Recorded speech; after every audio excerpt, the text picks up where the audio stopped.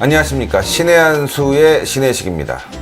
주말 윤창중 북콘서트 그리고 서울역 집회 등 여러분들 굉장히 바쁜 애국활동을 벌이시기도 했고 또 신의 한 수를 시청하시면서 또 애국활동에 동참하신 분들 꽤 많을 거라고 생각합니다. 여론이 바뀌고 있습니다. 국민 생각도 바뀌고 있습니다. 그런데 아직까지 새누리당에 있는 이 웰빙 족속들, 이 족속들의 생각은 바뀌지 않는 것 같습니다. 오히려 더 악화되고 있습니다. 오늘 그 새누리당의 웰빙 족속들에 대해서 낱낱이 파헤쳐보는 시간을 갖겠습니다. 오늘도 윤창중 칼럼 세상의 윤창중 대표님과 함께 하겠습니다. 안녕하십니까? 안녕하십니까? 야, 정말 이게 새누리당은 말이죠. 썩어도 너무 썩었다. 또 네네. 보수의 가치를 너무나 훼손시키고 있다. 네. 많은 사람들이 걱정을 하고 있습니다. 특히나 오늘 보니까요.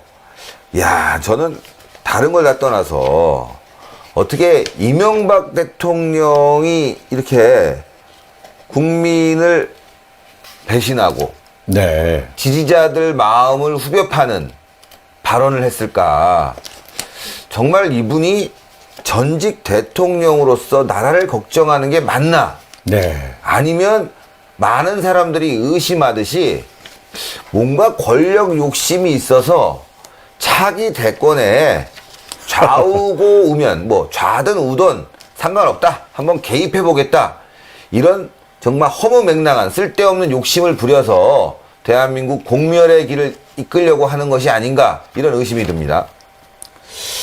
한때 같은 한 지붕에서 동거했던 이명박 전 대통령과 박근혜 대통령. 그 박근혜 대통령에 대해서 이명박 대통령이 김영삼 대통령의 그 서거 1주년 그 추모식에서 그랬죠. 네. 박근혜 대통령이 국민의 뜻을 따라줬으면 한다. 이렇게 말씀을 하셨는데 그 국민의 뜻이라는 것은 박근혜 대통령에게 하야하라는 그런 이야기죠. 저는 이명박 대통령이 박근혜 대통령의 하야를 요구했다는 이 보도를 접하고서 조금도 놀라지 않았습니다. 그분은 그러고도 남을 뿐이다. 아하. 네. 이분은 이제, 대통령 취임하자마자 그 대통령의 취임에 했다는 이야기는 엄청난 그 대통령의 권력이 엄청나게 막강할 때인데 그때에 이제 광화문에서 소고기 촛불 시위가 벌어집니까? 전혀 정면 대응조차 하지 않다가 청와대 뒷산에 올라가서 아침 이슬 불렀다라고 참 말도 아닌 참 거짓말을 한 장본이네요. 예, 예. 네, 제가 말씀드렸습니다만 대통령 관저에서 밤에 청와대 뒷산은 인왕산을 말하는 건데 그 인왕산에 올라갈 수도 없고 그 올라가서도 광화문에 있는 촛불도 보이지 않습니다. 예, 예. 네, 거기가 완전히 산 구름을 타고서 들어가 있는 가만 요새처럼 만들었기 때문에 그 뒤에 올라가려면 그야말로 밤에 말이야. 그 뒤에 무슨 이루 말할 수 없는 무기들이 뭐 지뢰부터 시작해가지고 뭐 전파 탐지기 뭐 해가지고요.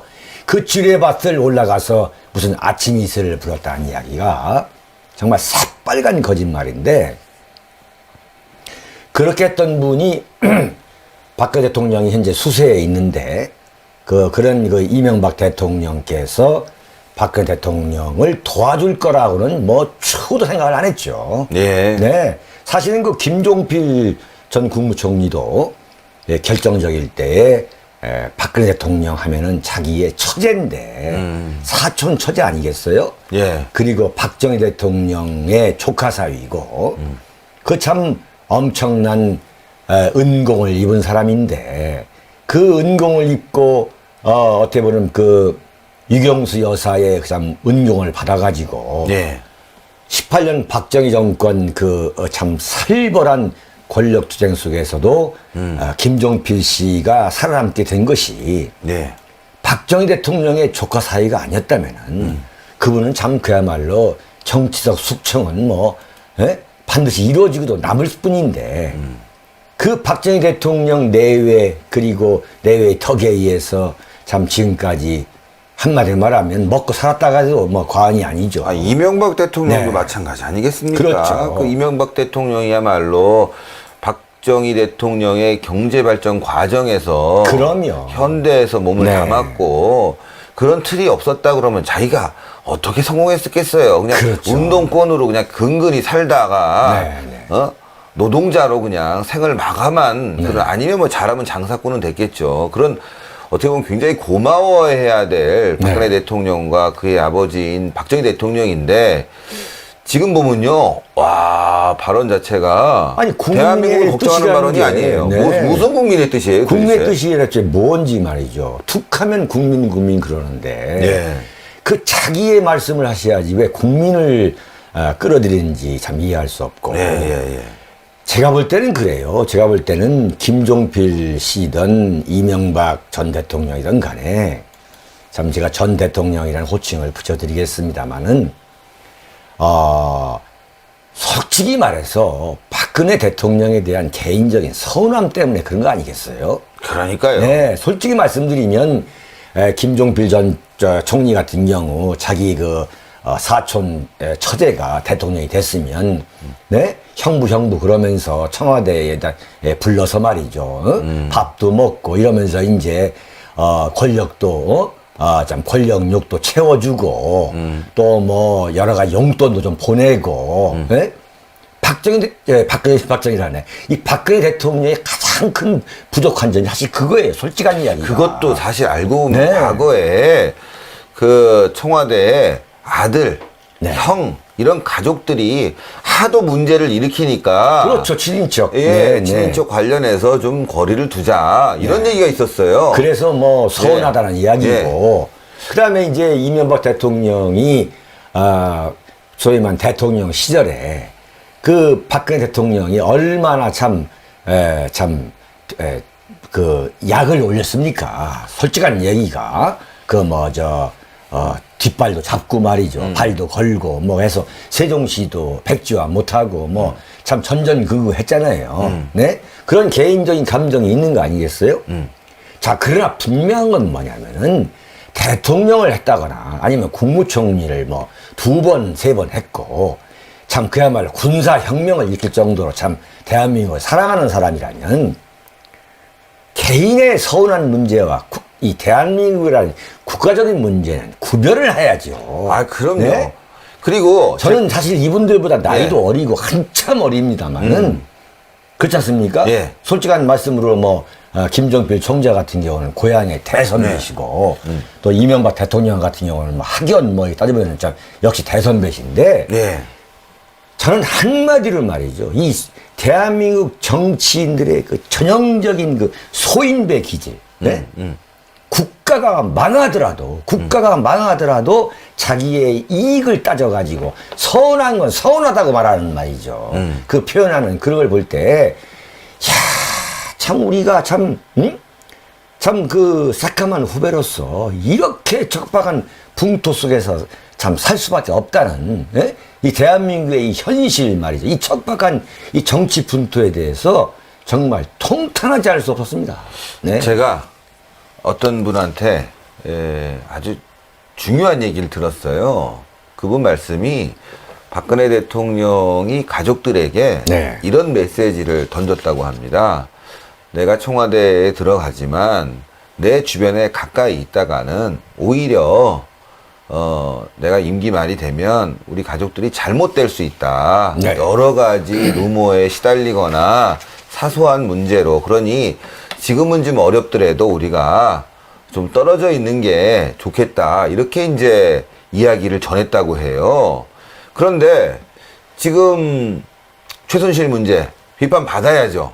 그런데 더 중요한 건 지금 이명박 전 대통령이 지금 박근혜 대통령 비판할 때가 아니라는 겁니다. 네. 자, 자기 형 이상득 의원 어땠습니까? 야, 저걸 기사 한번 보십시오. 제가 여기 나 옆에 올려놨습니다. 네, 네. 보시면 아시겠지만 예. 이거 보세요. 포스코 비리 7년형 구형. 네. 정권 실세가 포스코 사위화.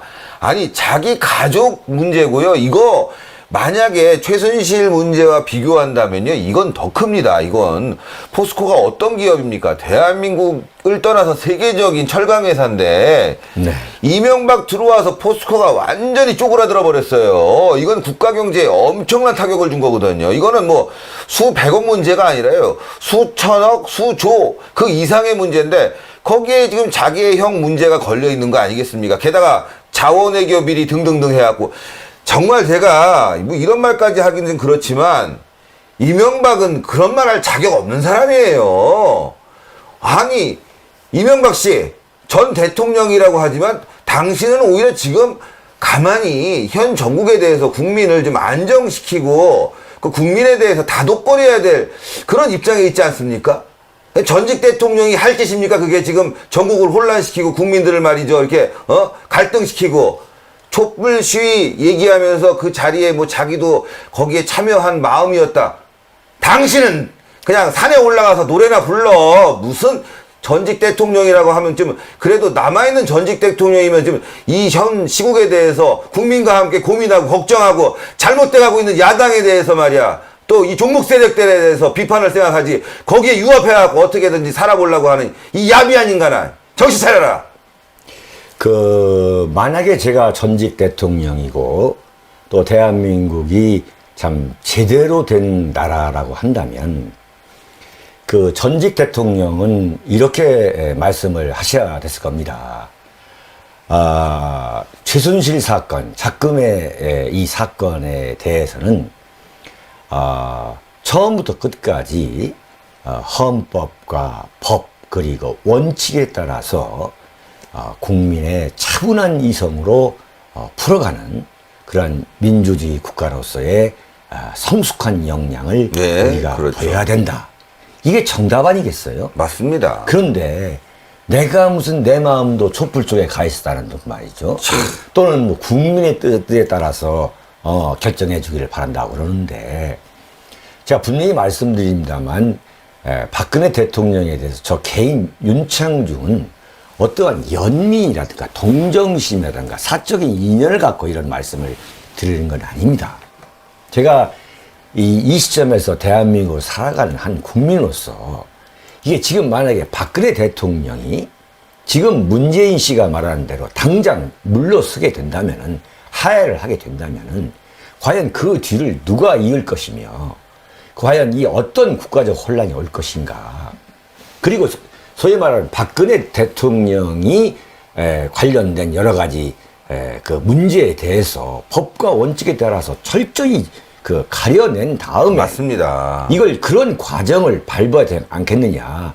뭐 이런 게 초지일관 이런 입장인데 저는 사실 그 검찰에서 최순실 사건에 대한 중간 수사 결과 발표라는 걸 제가 보면서 예. 제가 30년이 넘게 참 정치판을 들여다보고 관찰을 해왔습니다만 정말 이렇게 황당무계한 검찰의 그야말로 인민재판 마녀사장을 저는 본 적이 없습니다.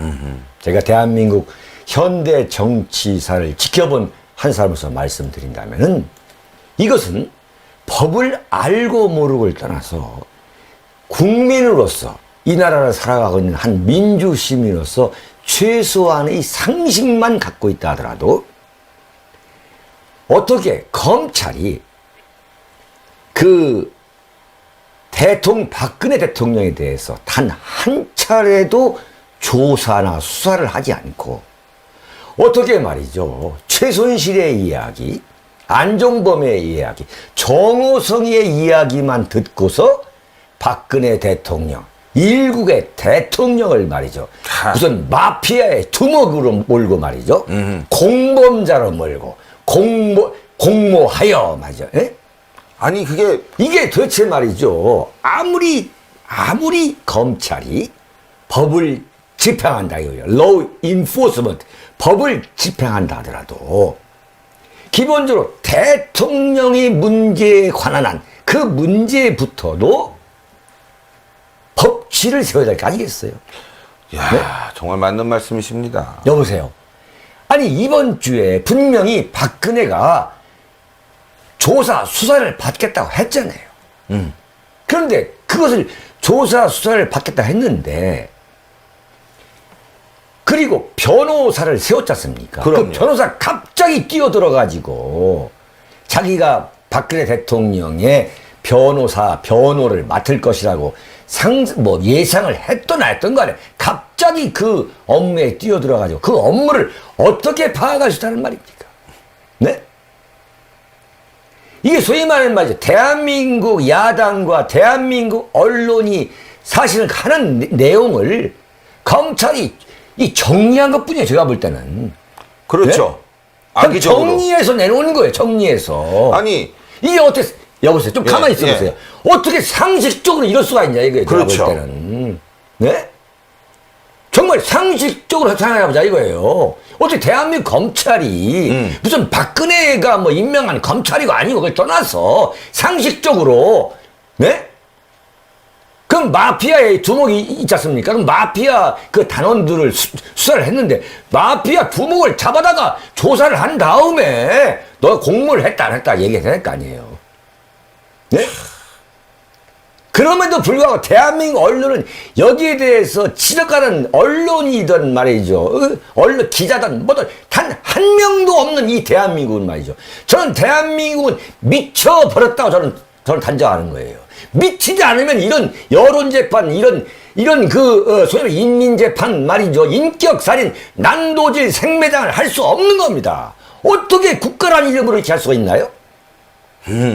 대한민국 검찰이 말이죠. 네?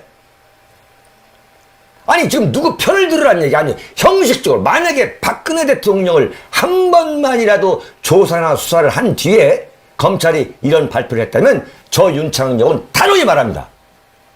박근혜 대통령은 검찰의 그 조사 결과에 대해서 그야말로 순응해야 한다. 수용해야 된다. 저는 그러고도 남을 거 저는 제 스스로가 단언하는데 어떻게 상식적으로 단 한 번도 조사하지 않으면서 일국의 대통령을 공범자로 몰고 마피아의 두목으로 매장을 시키냐 이거예요. 이걸 대한민국 언론은 말이죠. 그야말로 기다렸다는 듯이 확대 재생산해가지고 공중파를 들던 종편을 들던 말이죠. 하루 종일 사람을 미쳐버리게 만드는 대한민국 국민 전체를 미쳐버리게 만드는 말이죠. 이런 나라에 이게 살 필요가 없는 거예요. 이런 나라는 살아야 될 의미가 가치가 없는 나라 아니겠습니까? 맞습니다. 네, 어떻게 이럴 수가 있냐 이거죠. 야 정말 대한민국 검찰이 발표해가지고 그야말로 1시간도 되지 않았는데 국회에 말이죠. 예. 새누리당 비박계라는 사람들. 예? 옛날 이명박 정권 때 그야말로 모든 감투를 썼던 그 비박계라는 사람들이 어떻게 그렇게 빠른 시간 내에 모여가지고 박근혜 대통령을 범죄인으로 하면서 탈당을 시켜야 되고 탈당해야 되고 그 다음에 이 탄핵을 해야 되고 그 다음에 유승민 같은 경우는 구속수사를 한다. 이게 일반 범죄자 같은 경우는 구속수사를 해야 되고 구속수사를 해도 남을 수 있는 것이고 그리고 당윤리위원회 제소해가지고 박근혜를 처벌해야 한다는 거예요. 어? 아니 법과 절차 이거 원칙 다 무시한 거 아니겠습니까? 아니 야. 검찰 수사 조사 결과가 100% 맞다고 한번 해봅시다. 그런데 그렇게 해야 됩니까? 그렇게 하는 것이 정말 정치인으로서 도리냐 이거예요. 기본적인 도리냐 이거예요. 저는요. 설령 그러니까 검찰 수사 결과가 한번 그렇다고 해봅시다. 그런데 이렇게 당기위원회에 박근혜 불러다가 탈당시키고 안 오면 탈당시키고 자기들끼리 모여가지고 탈당시키고 탄핵하고 임의재판 해야 되는 겁니까? 저는 말이죠. 이번 그 과정을 보면서 이 최순실 사건을 보면서 예. 이 대한민국의 그 밑바탕, 그 밑바탕, 그것을 그대로 저는 보는 것 같아요. 그 수준을. 네. 시스템의 수준이 저급하다. 이럴 수가 없는 거예요. 야, 저는요. 언론, 야당, 새누리당 비박계, 그 친박계, 그 다음에 그 소위 말하는 좌파, 그 보수 우파하는 인내하는 그 정치 평론가, 논평가, 하여튼 모든 부분이 내가 볼 때는 이건 함량 미달이고 저질의 극치인 거예요. 오로지 자기들의 이익만을 그 추구하는 말, 오로지 그 잣대만 갖고 말이죠. 네? 저는 그래서 이 자리에서 분명히 말씀드린 게 뭐냐면, 지금 새누리당 국회의원들이 35명이 참석을 해가지고, 예. 32명이 탄핵에 찬성하겠다라는 그 결의를 했어요. 그리고 원외 지구당 위원장까지 합해서 80명이 적지 않은 숫자입니다. 모여가지고 박근혜 대통령에 대한 탄핵을 하기로 결정을 했어요. 저는 전국에 계시는 대한민국 국민 여러분에게 정말 호소하고 싶습니다. 여러분들 길에 가다가 새누리당 국회의원이라든가 새누리당 당원 그 협의장, 당원 그 당협위원장, 소위 원외 지구당 위원장이죠. 국회의원에 떨어진 사람들, 그 사무실이 보이면 대한민국 국민들 찾아가십시오. 찾아가서 탄핵을 할 거냐 반대할 거냐를 한번 물어봐야 됩니다. 물어봐가지고 지금 탄핵하겠다고 득살같이 달려들어가 모여가지고 득달같이 달려들어가지고 그 결의문을 발표한 그 국회의원과 원외 지구당 위원장은 반드시 다음 대통령 선거에서, 이제 국회의원 선거에서 낙선시켜야 됩니다. 아, 당연하죠. 당연하죠. 이건 보여줘야 돼. 도대체 대한민국을 살아가는 한 인간으로서의 그 도리, 의리에 대해서 국민들이 냉엄한 심판을 가야 돼요. 맞습니다. 네. 뭐 아까 제가 계속 말씀드리려고 말씀하세요. 했던 이유가 네. 뭐냐면은, 자, 검찰이 대통령을 공범, 범죄자 취급했어요. 네. 문제는 그 미르 재단이 무슨 범죄를 저지르기 위한 재단이었냐. 지금 그 돈 700억 그대로 남아 있습니다. 횡령한 사실이 없습니다. 그러면 자, 대통령이 문화융성을 위해서 이런 재단이 있었으면 좋겠다고 얘기했다면, 이게 범죄 행위라면은 더 큰 범죄 행위는 김대중이 만든 아태재단, 북한과 계속 교류했지 않습니까? 이런 재단이 더 큰 문제 아닙니까? 노무현 재단, 과거 대통령들이 만들었던 재단들은 왜 문제를 안 삼습니까? 과거 대통령들도 또한 북한과 교류하기 위해서, 말이 교류지, 퍼준 거 아닙니까? 그 과정에서 만들어졌던 재단들, 또 그 과정에서 퍼준 기업들, 북한에 몰래 준 김대중의 이 역적질 4억 5천만 불, 이거 왜 그 당시에는 얘기 없었습니까? 이런 사람들부터 처단해야 됩니다. 그렇게 한다면은 김대중은 부관 참시해야죠. 왜 지금 국립묘지에 있습니까? 무덤 파헤쳐야죠. 이런 행위부터 하나하나 따져 들어가야 될 텐데, 이 이번에 검찰의 공소장은 절차도 맞지 않고, 또 그 과정과 행위가 굉장히 여론에 끌려다니고 정치권에 끌려다니는 아주 실망스러운 행위입니다. 이런 행위가 계속 있다면요, 대한민국 헌정 질서가 유지될 수 있을런지 의심스럽습니다. 정말 대한민국 말씀하신 대로 네. 이게 나라냐라는 게 지금 촛불 시위에 나간 사람 말이 아니라 침묵하는 다수가 얘기하고 있습니다. 정말 이게 나라입니까? 이게 나라 꼴입니까? 대통령이 문화융성하자고 기업들을 통해서 그래, 여기 지금 아무래도 우리가 해외에 나가는데 문화융성을 위해서 재단이 필요하다, 이 일을 했는데 이게 지금 탄핵 사유가 되고 이게 구속 사유입니까? 그럼 대통령은 그 국정에서 다른 이외에 절대 어떤 일도 하지 말란 겁니까? 야, 저는 최순실의 여러 가지 문제에 대해서는 물론 비판해야 되고 그 사람 처벌할 게 있다면 처벌해야 되겠지만, 대통령을 조사하지도 않고 범죄자 취급하는 이런 나라가 지구상 어디에 있습니까, 솔직히? 저는 이렇게 보지요.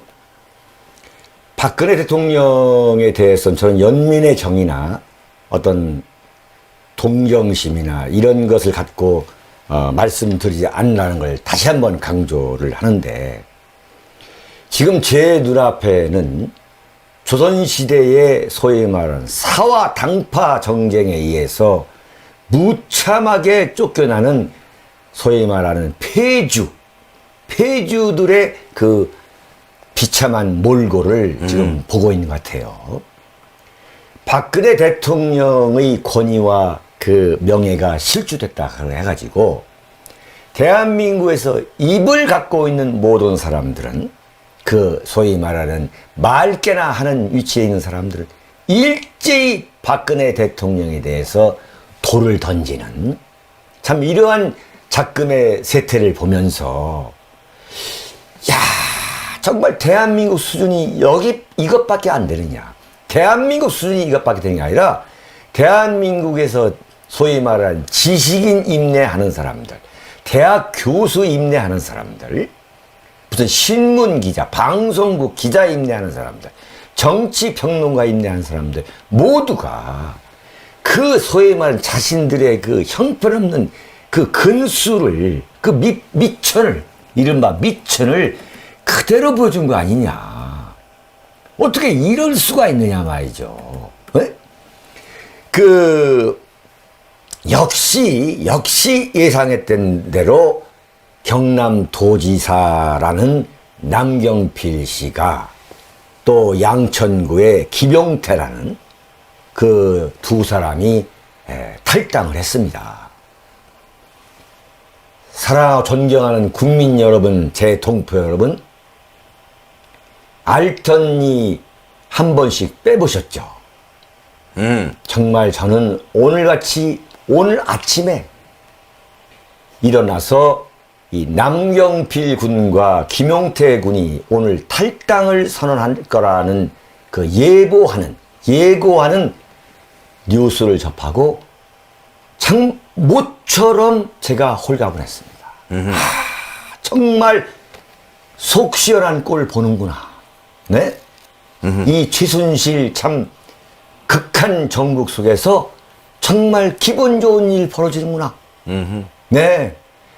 제가요, 30년이 넘도록 참 대한민국의 정변과 같은 여러 참 정국의 혼란을 지켜보면요, 이런 정국이 분명히 우리한테는 바람직하지 않지만 굳이 긍정적인 면을 찾아보면요, 이게 거대한 쓰나미처럼 뭘 이렇게 청소를 하고 갑니다. 네. 쓰레기들을. 그러네요. 이 쓰레기들을 이제 청소를 하러 가는데, 굳이 그 홍수에 물이 차 있지 않아도, 자기 발로 뛰어내려가지고 익사하는 사람들이 있어요. 미친 거죠. 네네. 자기 발로. 이거 한자 용어가 있습니다. 네네. 자무자파. 자기 무덤 자기가 판다고 그래갖고요. 네, 자무자파. 여보세요. 네. 그런데 하여튼 이상하게 말이죠. 이게 큰 정변이 있잖아요. 예. 이 정변과 같은 어떠한 정치적인 격변이 이제 벌어집니다.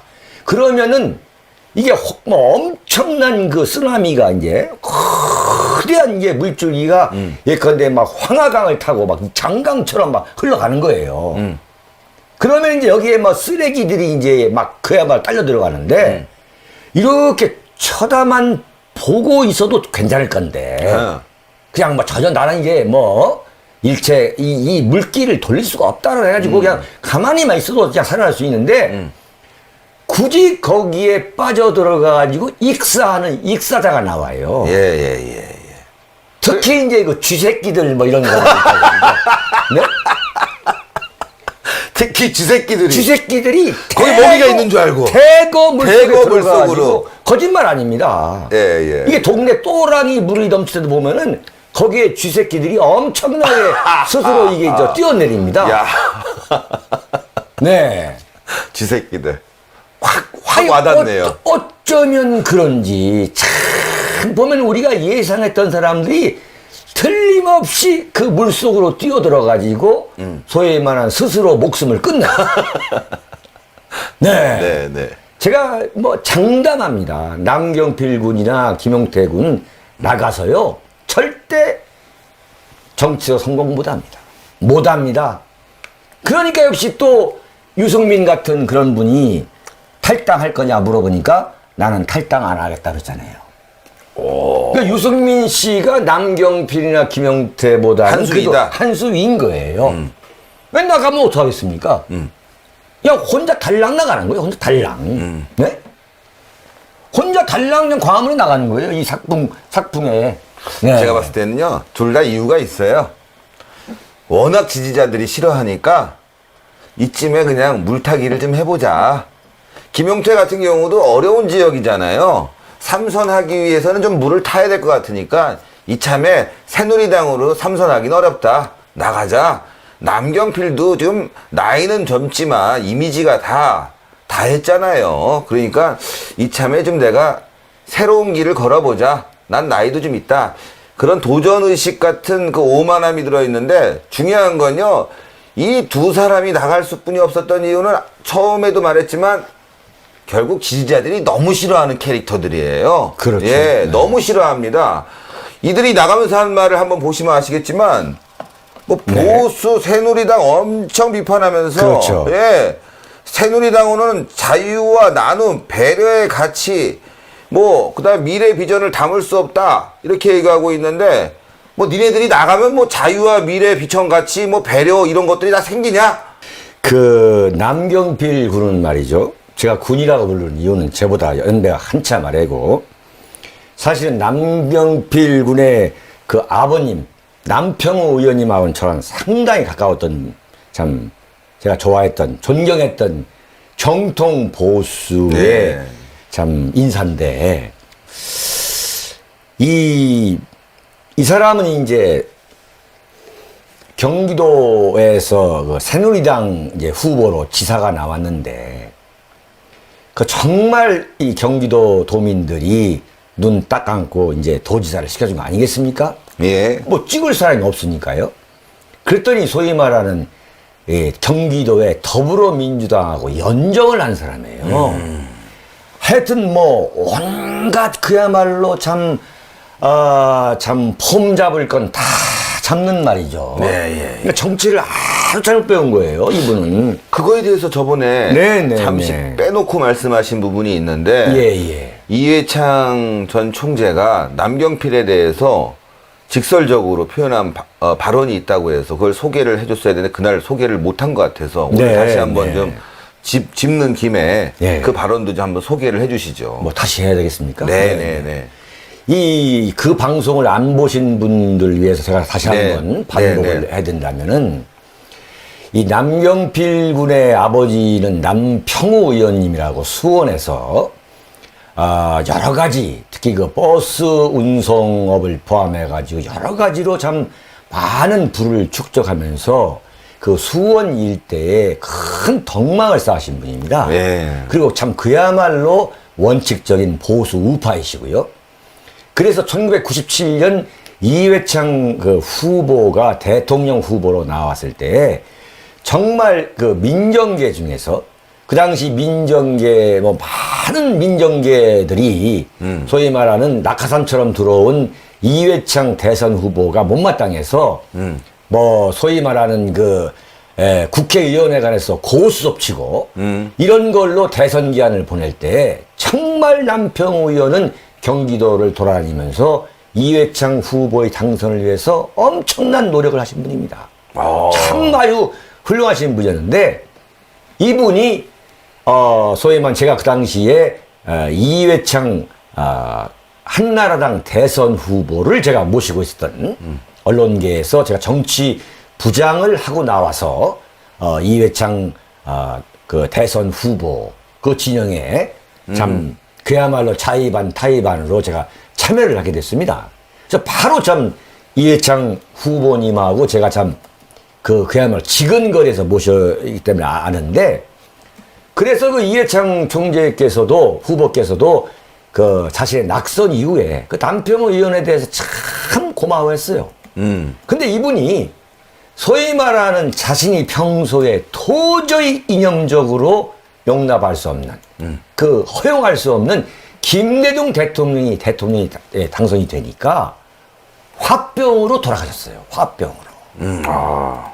그러니까 그 화병으로 돌아가셨는데 그 수원에서 소위 남평의원에 대한 보궐선거를 실시해야 되는데 그 이회창 총재 주변에서 그 아들이 지금 현재 미국에서 유학을 하니까 그 아들을 보궐선거에 출마를 시키자는 아이디어도 나왔고 또 남경필 군도 그 당시에 뭐 공부를 하러 미국에 갔지만은 공부에 뜻도 없고 세월을 보내고 있던 중인데 돌아와서 국회의원 하는 게 좋은 거 아니었어요? 예, 아버지 예. 덕에. 돌아왔는데 이해창 후보가 그 남평 의원에 대한 그 참 그야말로 깊은 감사의 뜻 때문에 이 남경필 구를 숨도 쉬지 않고 공천을 줘서 당선이 된 거예요. 그 당선이 돼서 돌아오니까 당시만 해도 남경필 군이 그야말로 그 올드한 소위 그 보수 우파의 약점 중 하나가 그 노인들이 좀 많으신 거 아닙니까? 그러니까 좀 남경필을 좀 획기적으로 한번 좀 해보자. 중용을 한번 해보자라는 그런 뜻에서 대변인을 시킨 거예요, 대변인. 네? 그랬더니 그러니까.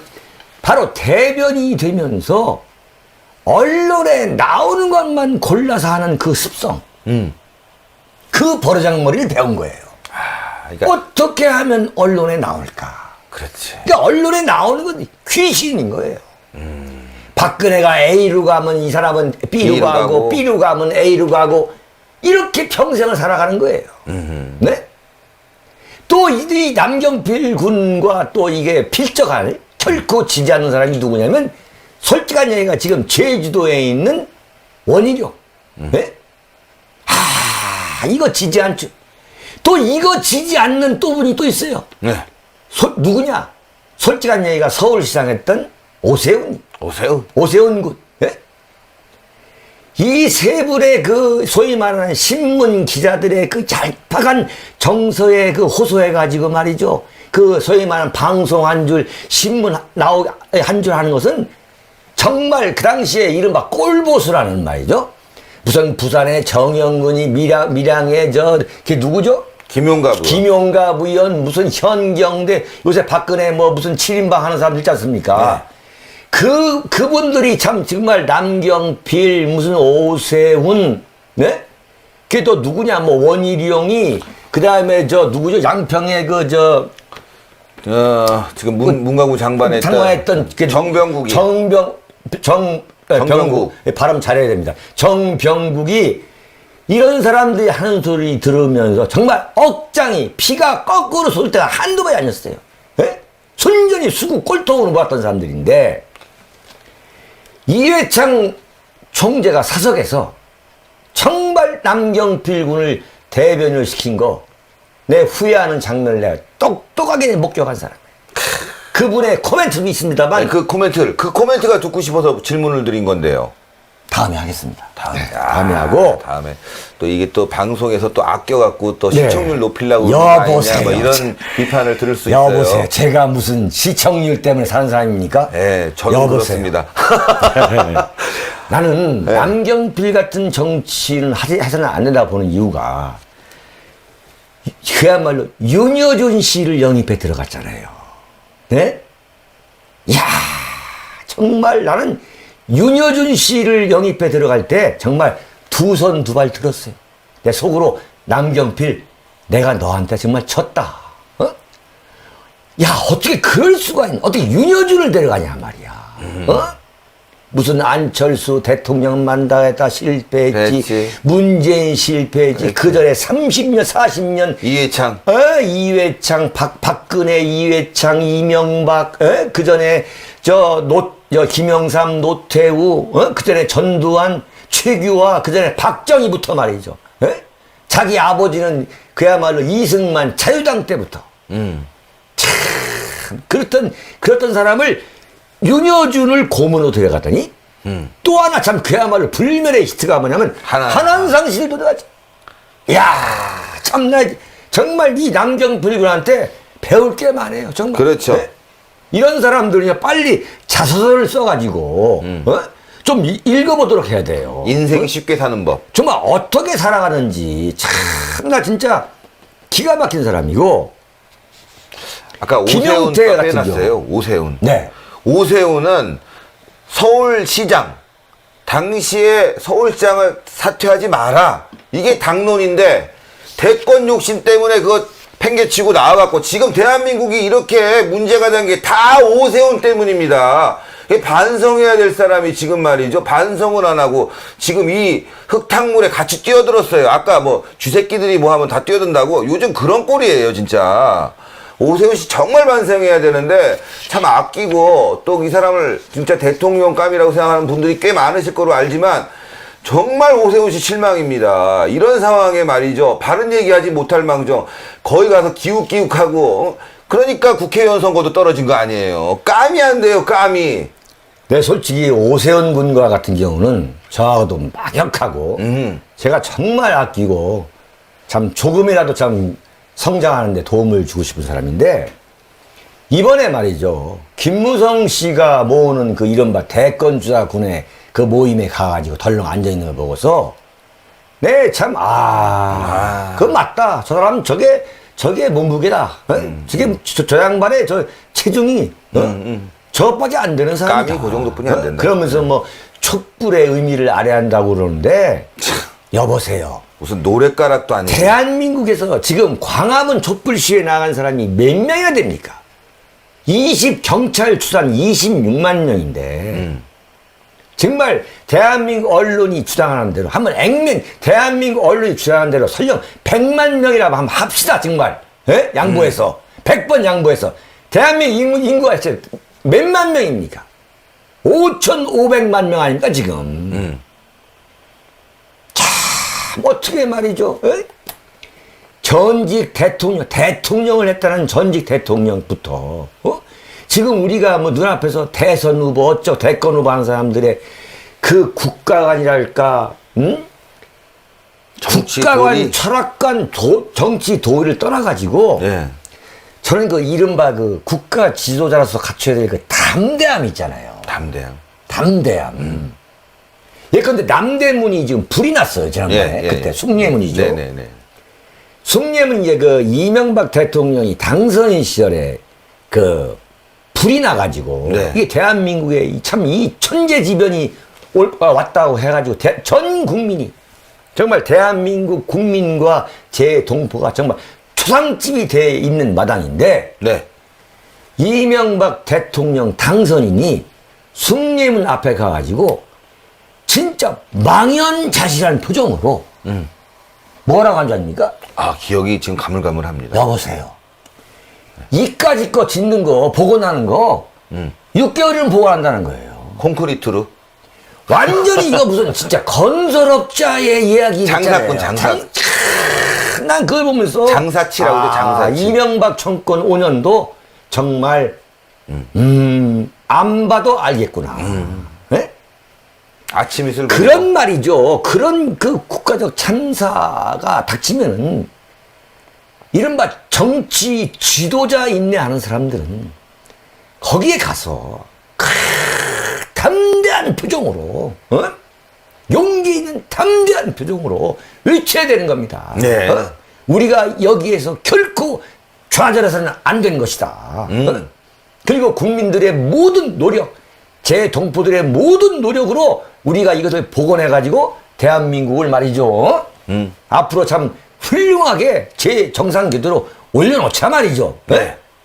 이렇게 얘기를 해도 모자랄 판인데 그 앞에 가서 참 그야말로 황당한 표정 어떻게 할 수 없다는 표정을 지어가면서 이거 짓는 거 뭐 그냥 6개월이면 지니까 걱정할 필요 없다.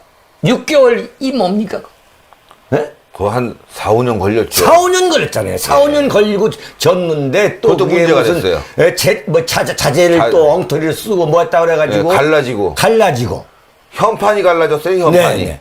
그러면 자기가 자신이 대통령 할 때 그 숭례문에도 가서 여러 번 가서 그 건설업의 대가시니까. 대한민국에서 무슨 건설업에 대해서는 뭐 이명박 대통령 능가할 뿐이 없잖아요. 전 세계적으로. 그렇죠. 전 세계의 뭐 주요 뭐 고속도로나 건물은 다 졌다고 말씀하시는 거 아니에요? 심지어 무슨 현대 중공업에서도 무슨 100까지 만졌다는 거 아니에요? 근데 현대에서는 이명박 네. 대통령 별로 좋아하지 않는 것 같아요, 보면. 여보세요. 뭐 그런 얘기 하자는 게 그런 아니라. 얘기가 많아요. 네네. 네. 그래가지고 그런 분이 가서 그걸 지었어야죠. 한번 찾아가셨습니까? 숭례문에 찾아가셨어요?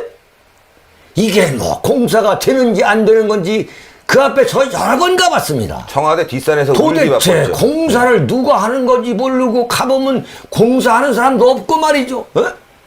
그러다가 이제 공사 완공했다 해서 그 앞에서 무슨 페스티벌도 어쩌고 했는데 불과 그 페스티벌 끝나고서 일주일도 안 돼가지고 무슨 석가래가 어떠니 뭐 콘크리트로 도배를 했느니 대한민국 정치인의 수준이 이렇습니다. 네? 솔직히요. 네. MB는 뭐 저는 4대강은 그래도 홍수가 나면 뭐 치산치수 한다고 또 주변 그 농사 지시는 분들이라든가 주변 사람들은 좋아하는 부분이 있어요. 그래서 저도 인정할 부분이 있지만 자원외교 말이죠. 자원외교. 그거 얼마나 문제가 많습니까? 사기당하고 농락당하고 해서 국민 이 자원이 얼마나 빼돌려졌고 문제가 많았습니까? 지금도 그거 조사 중인 것들이 굉장히 많지 않습니까? 투자했다가 날려먹고 말이죠. 자원외교로 날려먹은 돈이 엄청날 텐데 지금 와갖고 최순실 문제로 나라가 뒤집어질 것처럼 얘기했다면요. MB는 재임 시절에 목을 매달았어야 됩니다. 정말 왜 이럽니까? 정신 차려야 됩니다. 만약에 말이죠. 박근혜 대통령이 이명박 대통령의 뒤를 잇지 않았다면 지금 이명박 대통령은 참 어려운 세월을 보냈을 거예요. 그렇죠. 자원외교 때문에. 네? 정말 감사하다고 생각해야 돼요. 네? 솔직한 얘기가 이명박 대통령 시절의 비리가 얼마나 많았습니까? 그 비리 덩어리를 임기 말에 자신의 형인 이상득 의원, 그 다음에 자신의 최측근 대통령 만들기에 가장 큰 공신이었던 최시중 방통위원장을 구속시키는 그 양반들은 말이죠. 그 양반들도 억장이 무너질 분들이에요. 이 모든 이명박 정권의 부정부패를 우리가 뒤집어 쓰고 가는구나. 네? 그때 언론이 얼마나 참 그야말로 이상득 의원과 최시중 그 방통위원장을 그야말로 난도질하는 여론 재판을 했습니까? 그렇죠. 그런데 그 양반들 이상득 의원은 지금 물어보면은 자신의 동생을 대통령 만든 것에 대해서 아마 천추의 한이 있을 거예요. 이상득 형의 입장에서는 정말 이루 상상할 수 없는 배신인 거죠. 그렇죠. 솔직한 얘기가. 네? 그 당시가 대한민국에서 권력계나 행사한다는 이른바 권세가의 의원회관 안에 7억 정도는 사실 거의 있다고 보는 거예요, 사실은. 네? 근데 그거 다 뒤져가지고 이상득 의원 구속시켰고, 그 다음에 같은 포항 출신으로 대통령 만드는데 1등 공신이었던 그야말로 이상득 씨의 친구인 최시중 씨가 또 구속된 거 아닙니까? 네. 네? 솔직한 얘기가 임기 말에는 정권을 만들었던 사람들을 거의 다가 현직 대통령이 형무소로 보내는 게 관례예요. 솔직한 이야기가. 생각해 보세요. 김대중 대통령 말년에 누가 갔습니까? 말기에. 권노갑 씨 갔잖아요. 그렇죠. 권노갑 씨 갔어요. 권노갑 씨 갔죠. 야, 그때는 뭐 아들까지 그걸 잘 포함해서 보면요. 그 패턴이 있습니다. 패턴이. 노무현 정권 때 누가 갔습니까? 안희정도 가고요. 아니, 그건 정권 초반이고. 초반에 갔고. 초반이고, 또 총무. 이광재. 네. 그 후반부에 몇 사람을 보냅니다. 몇 사람을 보내고, 이제 막 시끄럽고, 이제 검찰에서 수사한 내용 막 이제 언론에 흘리고 말이죠. 그래가지고 센 난리를 펴면서 쓱 빠져나온 겁니다. 네? 다 작전이군요, 그게 또.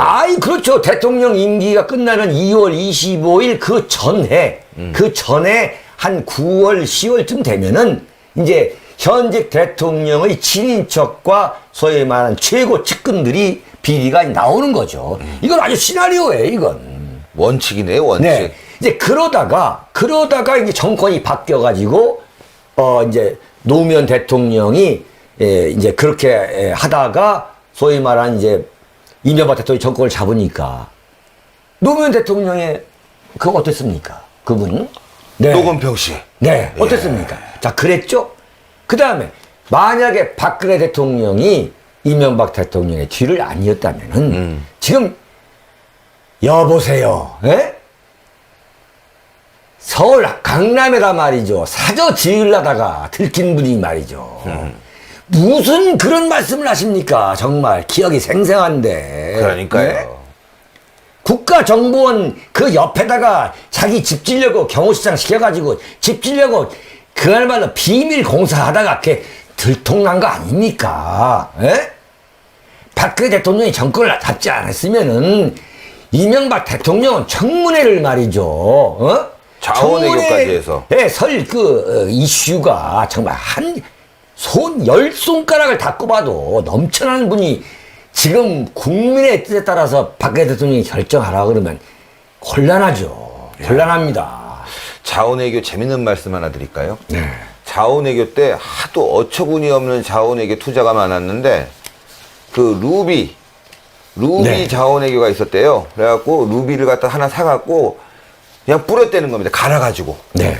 그래갖고 항공 촬영해서 이거 봐라 루비가 많다 여기다 투자하자 그래서 또 몇 천억 원 써먹었다는 거 아닙니까? 그러니까 이렇게 어처구니 없게 사기당하고 농락당하고 기름 날리고 자원 날리고 돈 날리고 국가 망신당하고 만약에 진짜 박근혜 대통령이 안 됐으면 MB는 지금 깜빵 가 있을 거예요. 지금 이제 네. 이명박 대통령 전 대통령이 이렇게 지금 부채질을 한 이유가 박근혜 대통령에 대해서 서운한 감정을 소위 말하는 보복하겠다는 거 아니겠어요? 그러면 지금 새누리당에서 29명이 고무신을 거꾸로 신고 야당의 탄핵 발의에 참여를 해야 되는데 한마디로 말하면 새누리당에서 비박계라는 게 뭡니까? MB계 아닙니까? 그 MB계한테 지금 시그널을 보내는 거 아니에요? 아 그래서 김용태가 탈당했구나. 당연한 거죠. 너희들 네. 나와가지고 소위 말하는 박근혜 탄핵 발의안에 참가하라 그거 아니겠습니까? 국민 여러분, 새누리당 후보에 국회의원이든 대통령이든 간에 표를 찍으신 국민 여러분께서는 지금 새누리당 국회의원들한테 분명히 물어봐야 됩니다. 당신은 박근혜 대통령을 탄핵하는 것이 탄핵에 대한 입장을 공개적으로 밝혀라 말이죠. 공개적으로 밝혀라. 그래가지고 심판을 해야 됩니다. 눈을 부릅뜨고 심판을 해야 돼요. 맞습니다. 네. 어제 제가 이혜원 지역구에 가갖고 네. 이혜원 의원의 지역구 사무실을 방문을 했습니다. 장기정 대표와 함께. 네. 그래서 그 사무장이란 분하고 얘기를 좀 했죠. 요즘 시중의 여론이 어떻냐? 자기네들은 모른다. 얘기할 수 없다. 이혜원 의원은 왜 지금 언론이나 방송에서 대통령 비판적 의견이 많은데 어떻게 생각하냐? 주민들의 의견은 좀 반영한 거냐? 모른다. 그런 거 하지 않는다. 그러면서 저희 보고 감정적인 방송을 한다면서 항의를 하더라고요. 자, 그런데 나와서 제가 네. 그 서초동에 계신 주민 여러분들 의견을 일일이 한번 제가 청취를 해봤습니다. 그렇죠. 야, 그런데요. 이혜훈 의원 얘기와는 전혀 다르게 네. 서초동 주민들의 의식 수준이 굉장히 높더라고요. 그렇죠. 지금 상황은 말이야. 저도 그 방송을 예. 보면서 야. 정말 깜짝 놀랐습니다. 예, 예. 그리고 윤창중 칼럼사장에 전화가 빗발쳤어요. 예, 예. 저는 사실 신혜식 대표가 어디가 있는지 몰랐어요. 왜 몰랐습니까? 그 시간대에. 아니, 신의 한수를 안 보고 있어가지고. 그런데 독자들이 전화 와가지고 정말 신혜식 대표가 지금 엄청난 일을 하고 있다는 거예요. 네. 속이 시원하다는 거예요. 예? 근데 내가 그랬죠. 아니, 내가 신혜식도 아닌데 왜 나한테 자꾸 전화하고 그러냐. 난 지금 공부하고 있단 말이지. 예? 이러면 하는데 그 방송 정말 사이다 방송이라 해가지고 대단했습니다. 아, 대단해. 네. 저는 뭐 신혜식 대표가 뭐 언제 가는 거 하루 종일 뭐 지켜볼 수 없는데 그렇죠. 어디 가든 간에 그 독자들이 저한테 제보가 옵니다. 아, 그러니까요. 지금 신혜식 씨가 서울역 앞에 있다던가, 지금 뭐 광화문 광장에 있다던가, 일일이 연락이 와요, 저한테. 속일 수가 없군요. 참나. 이게 무슨 참 운명의 장난인지 모르겠습니다만. 아, 정말 국민들 의식 수준이 높고요. 네.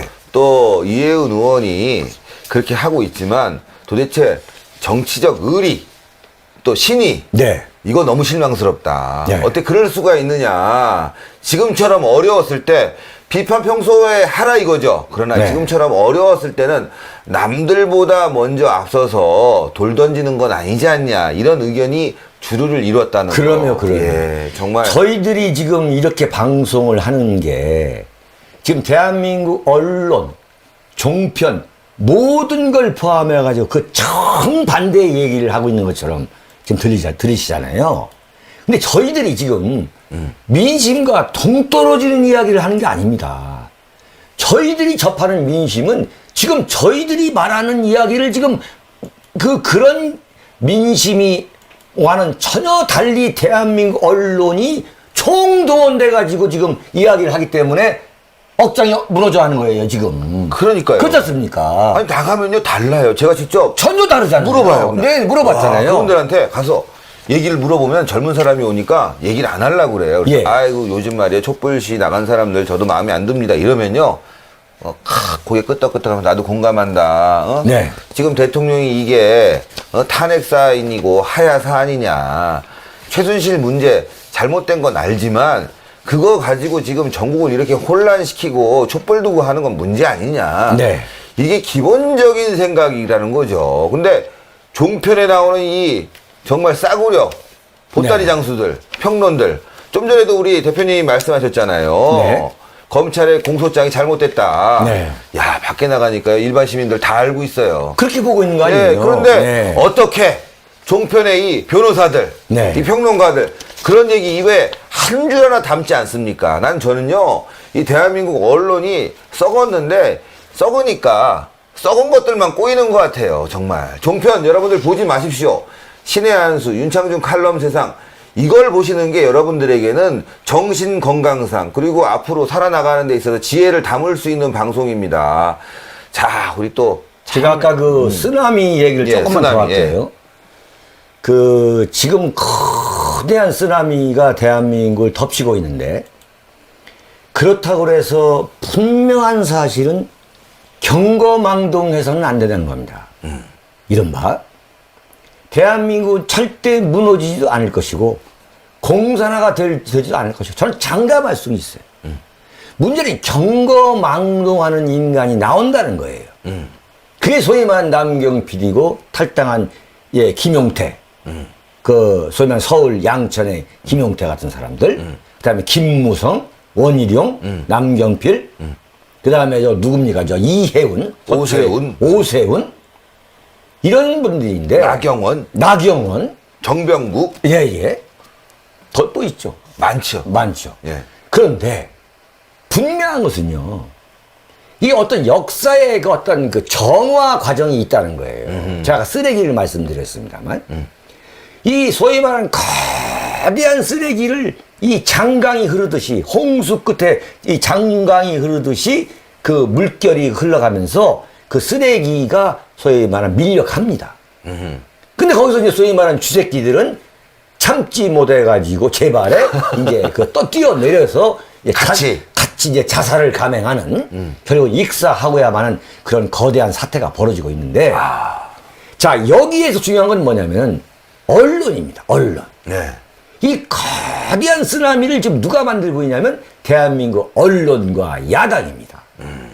저는 단정할 수가 있습니다. 아마 이 상황이 정리되면서 가장 큰 피해를 보는 사람들은 또는 집단은 경거망동한 집단일 거이나 또는 개인일 겁니다. 그 중에서 가장 큰 피해를 보게 될 그 집단을 꼽으라면 저는 조선일보와 TV조선이라고 봐요.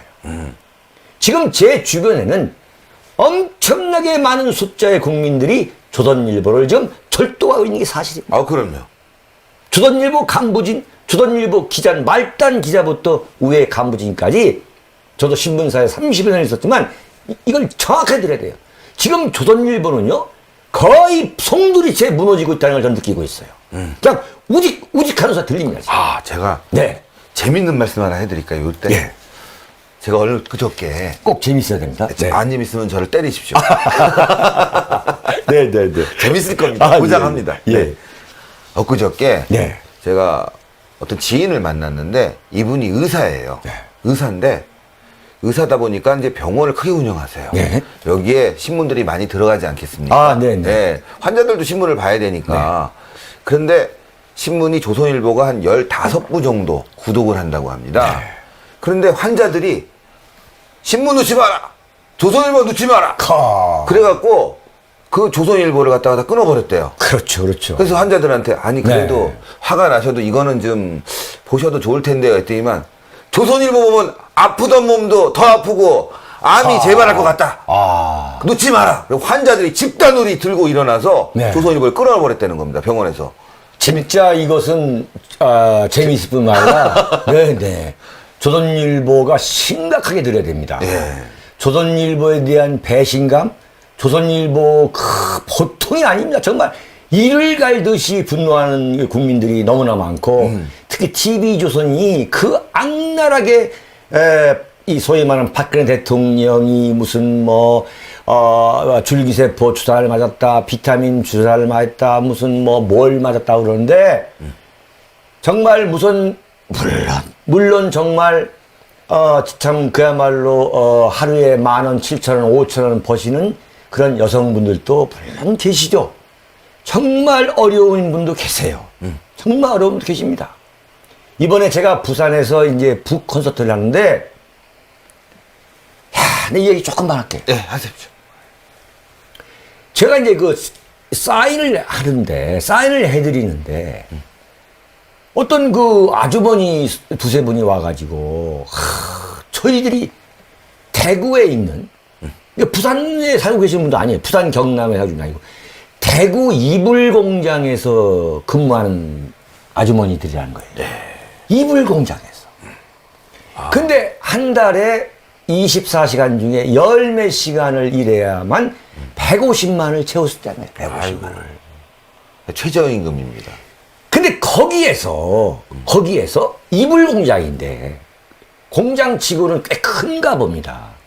그 공장에서 신의 한수와 윤창중 대표님이 쓰시는 글을 본다는 거예요. 야, 그럼 그분들 이 시간에 보시고 있겠네요. 지금 보시고 있다는 거예요. 보시고 있다는 거예요. 감사합니다. 열심히 네. 방송하겠습니다. 잠깐만 기다려 보세요. 네. 그런데 그분들이 난 그래서 이제 계속 서명을 이제 줄을 쭉 쓰셨으니까 이 서명을 이제 말도 걸 수 없고 제 집사람이 이제 그 말씀을 들어주는데 네.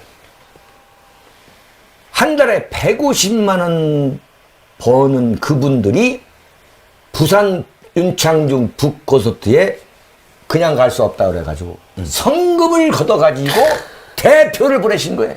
아이고. 정말 잘해야겠구나. 정말 내가 이런 국민들의 성원 때문에 살아가겠구나. 정말 감사드립니다. 정말 눈물 없으는데 액수도 상당합니다 정말.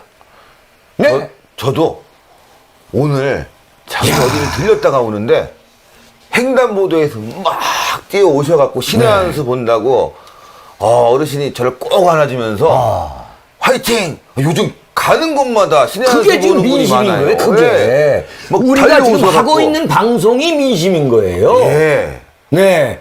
진짜 대단합니다. 그리고 제가 또 밥 먹다가 예. 어디 가니까 조선일보를 틀어놨어요. TV조선을. 네. 제가 또 신의 한수를 진행하는 입장이에요. 조선일보는 못 틀죠. 예. 네. TV조선. 예. 예. 말도 넘지 마세요. 제가 여보세요. 진호야 씨, 이거 TV조선 꺼주세요. 딱 그랬거든요. 근데 네, 네. 주변에 밥 먹던 사람들이 네. 저를 탁 쳐다보는 거예요. 예. 딱 봤는데 그분들이 화를 내는 게 아니라 고개를 다 어떤 분은 이렇게 야, 그 아저씨가 와서 말씀하시더라고 나중에. 네. 제가 틀어놓은 게 아니라 어떻게 돌리다 보니까 직원들이 틀어놨지. 요즘 이거 틀어놓으면 욕 많이 먹습니다 이러더라고요. 그 정도예요. 네, 요즘. 네. 네. 자, 그래서 제가 이걸 조금만 더 잡담 같습니다만 한 말씀만 더 드리면은 제가 이제 9월 3일 서울 서초동에서의 그 북 콘서트, 네. 그 다음에 10월 22일 그 대구 콘서트 참 대성황을 이뤘죠. 그리고 이번 그 11월 19일 부산에서의 콘서트 그 같은 시간에 서울역 앞에서의 이 보수 우파 집회와 이제 함께 열렸습니다만 정말 많은 분들이 참석해 주셔가지고 서울로 가지 않고 부산에 오신 분도 참 많더라고요. 네. 대구, 경북 또는 경남, 부산, 영남권에 계시는 분들이 많이 오셔가지고 참 그 이 우울한 전국 속에서도 많이 참석하신 데 정말 감사드립니다. 감사드리고 참 제가 앞으로 참 잘하겠습니다. 대한민국을 위해 잘하겠고 그 연장선상에서 네. 12월 17일 토요일 12월 17일 토요일 지금 화면상으로는 오후 좌측에 배너에 나오고 있습니다. 2시예요. 네. 정말 이 역사적 의미가 있는 데입니다. 초대 건국 대통령 이승만 대통령이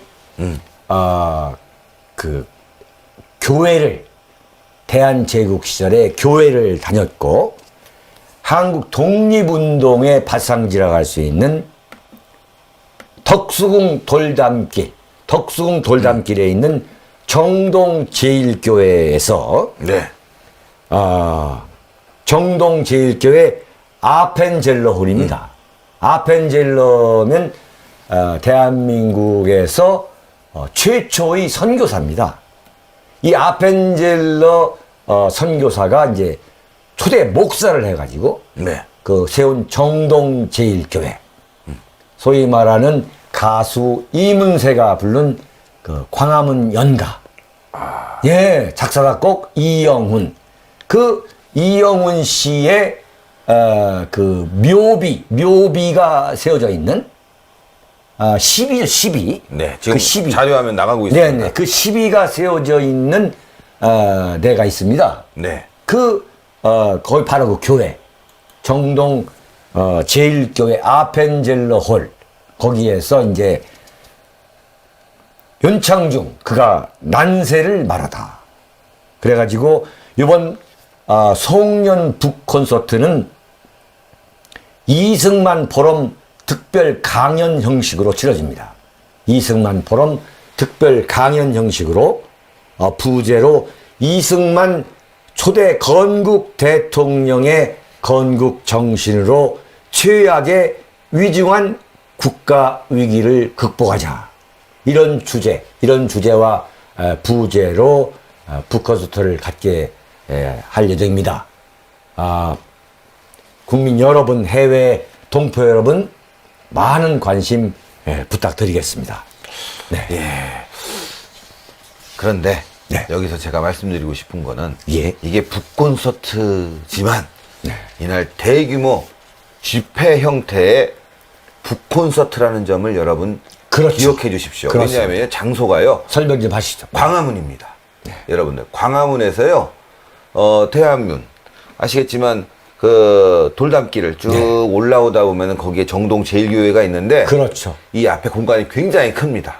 여기서 또 꽉 채워서 광화문을 채울 수가 있습니다. 그래서 우리 애국 세력도 광화문으로 나가자. 그래서 12월 17일 오후 2시 토요일은 광화문으로 모여주셔야 합니다. 그래서 이날은 실내 강연이 아닌 실외 강연으로 저희가 준비하고 있습니다. 안에는 또 날씨가 추울 수 있으니까 안에서는 멀티비전 또 밖에다가도 비전을 세워서 여러분들 많이 모여주시면은 여기에 의해서 정말 여론이 또 바뀌었다는 것을 알려줄 수 있습니다. 보수도 광화문으로 가자.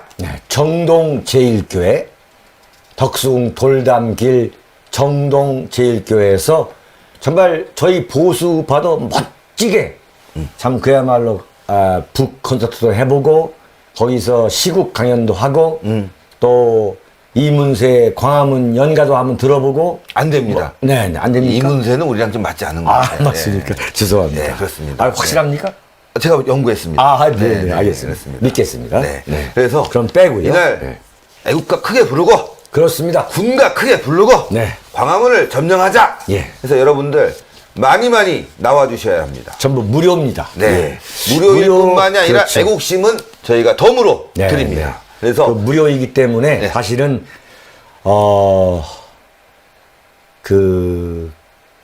옆에서 보면은 서울 북콘서트도 상황이었죠. 대구, 부산 뭐 이렇게 하니까 뭐 상당히 좀 떼돈을 버는 것처럼 오해할 수 있지만 참 경비, 오며 가며 차비 저희 최소한 13번, 14번 정도가 이동하는데도 상당한 경비가 듭니다. 네. 근데 이제 많이 와 주셔가지고 이제 책을 사주시니까 솔직한 말씀으로 지금 제가 사정을 말씀드리는 거예요. 책을 사주시니까 이제 그 책을 이제 구매해 주신 그 경비로 그 비용으로 이 비용을 이제 충당하는 거죠. 네. 그러면 이제 다 충당이 되는. 네, 이번에는 네. 여러분들 굉장히 크게 준비하고 있기 때문에 여러분들의 열렬 성원이 필요합니다. 이 멀티비전 빌리려면요 돈이 굉장히 많이 들어가고 이번엔 앰프도 새로 설치할 겁니다. 규모는 수만 명에서 최대한 8천 이상 이렇게 모일 수 있게 저희들이 노력하겠습니다. 거기 또 그런 만한 공간이 됩니다. 그러니까 여러분들 되도록이면 이날 많이 참여해 주시고 또 여러분들의 적극적인 성원이 필요하겠습니다. 지방을 다니면서 네, 제가 또 네. 이런 얘기는 제가 해야 돼요. 자꾸 예. 대표님께서 돈 얘기하면 알겠습니다. 사람들이 지금 또 괜히 어떻게 보면 앞으로 큰일 하실 분인데 네, 그런 얘기는 제가 하겠습니다. 예. 나이 어린 제가 하겠습니다. 안 하시니까 제가. 예. 저 하고 있잖아요. 좀 기다리다가. 예. 여러분들 책 많이 구매해 주시고 이 책 구매하신다고 그래서 그때 허튼 데 쓰이지 않습니다. 애국 활동에 쓰이고 있습니다. 여러분들 책 정말 많이 구매해 주시고 또 12월 17일 토요일 오후 2시입니다. 여러분들의 참여가 대한민국을 살릴 수 있습니다.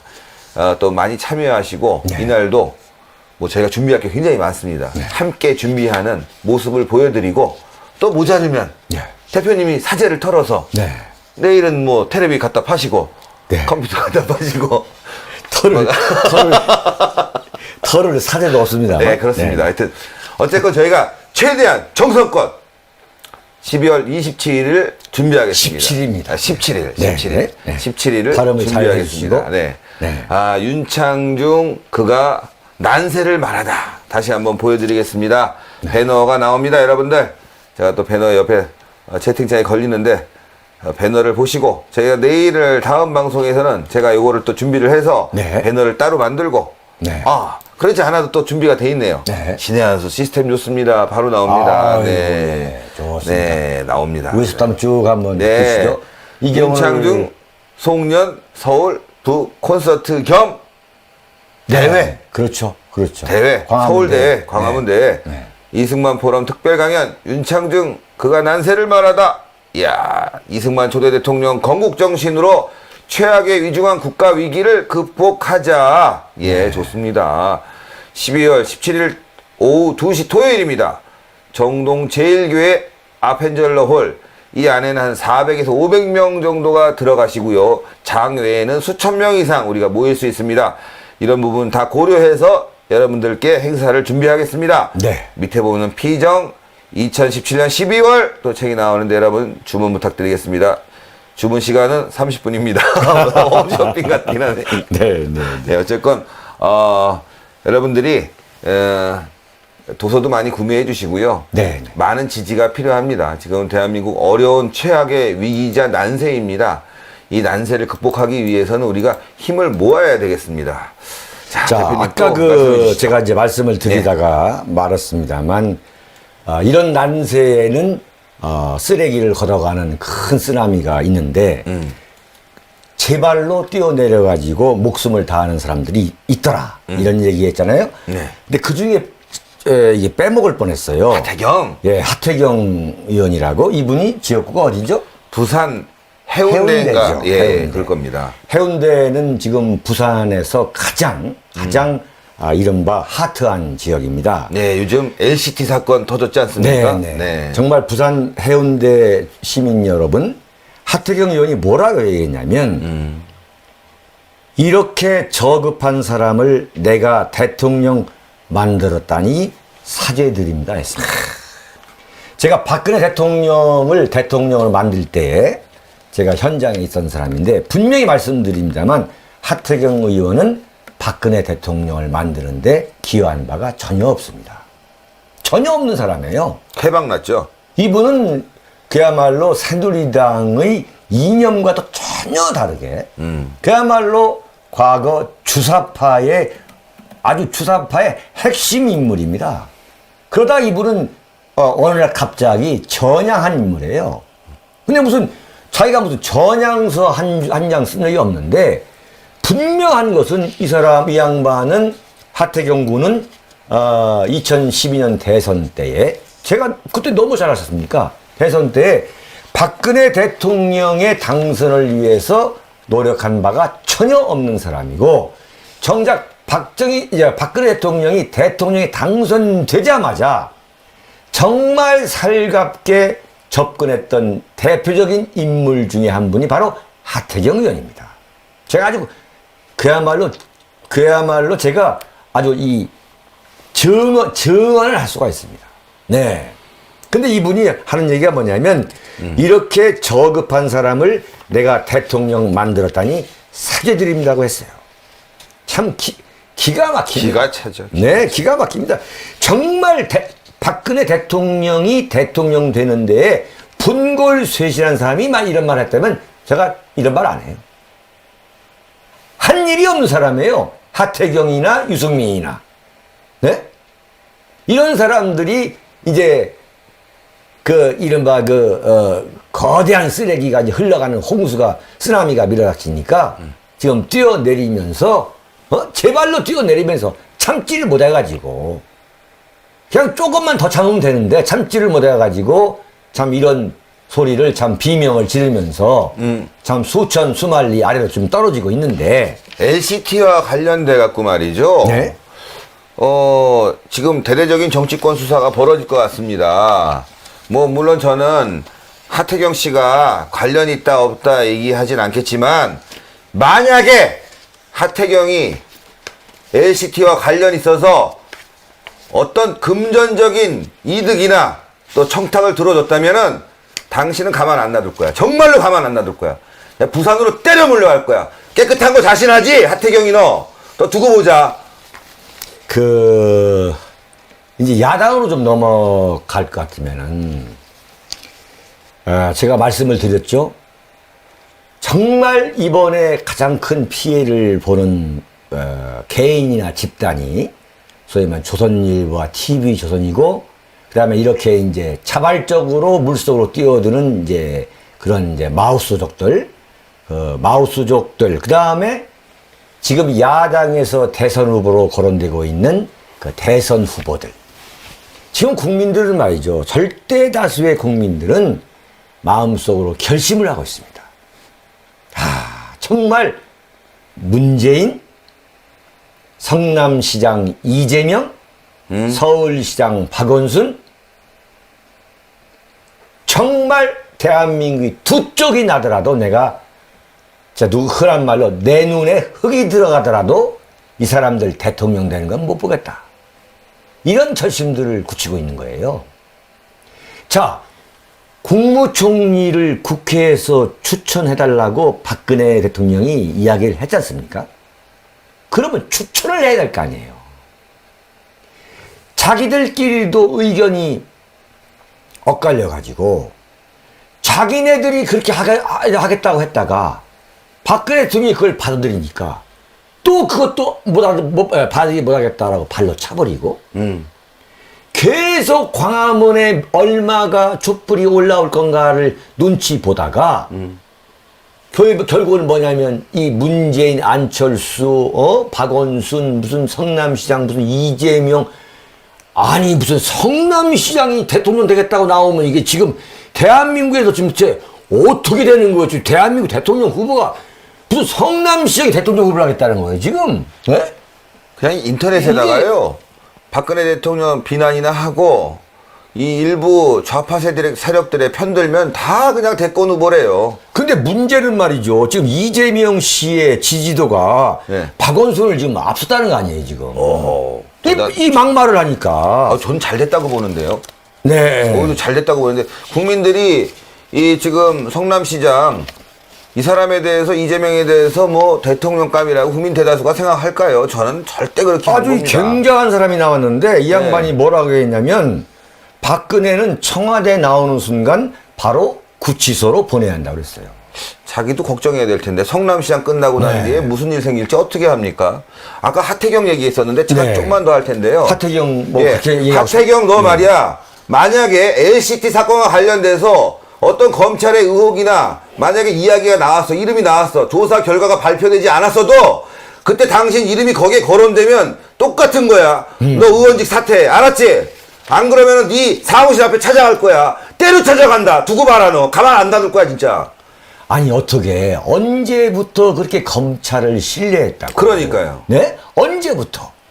야당이든 새누리당이든 하태경이든 무슨 문재이든 간에 언제부터 그렇게 대한민국 검찰을 신뢰했습니까? 그러니까요. 대한민국 검찰이 발표만 하면 정치검찰이다, 표적수사다, 기획수사다 했던 사람들이 마치 검찰이 무슨 대통령을 조사 수사도 않고서 자기들끼리 소위 말하는 박 대통령의 변호인에 따르면 사상 누각을 세웠다는 거 아니에요.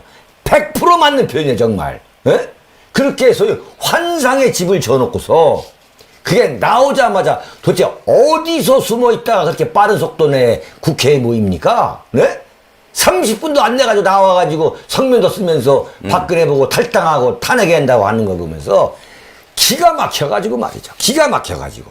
그런데 문제는 참 국민 여러분, 제 동포 여러분, 그 막말, 참 그야말로 막말이죠.